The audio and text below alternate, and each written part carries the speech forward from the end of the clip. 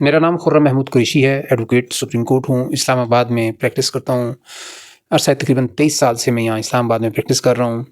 یہ جو بلاسفیمی کے اوفینسز کے حوالے سے ایک کمیشن بنانے کی طرف جایا جا رہا ہے اور ایک سازش کے تحت لے کر جایا جا رہا ہے، میں یہ آپ کے سامنے ایک بات رکھنا چاہتا ہوں کہ ہم اس سازش کو کبھی کسی صورت کامیاب نہیں ہونے دیں گے۔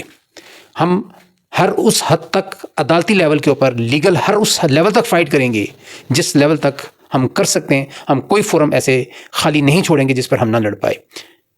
میں ایک بات اور کہنا چاہتا ہوں کہ یہ جو کمیشن بنایا جا رہا ہے اس سے بدامنی پاکستان میں پھیلے گی، اس سے بلاسفیمی پھیل رہی ہے اور پھیلے گی۔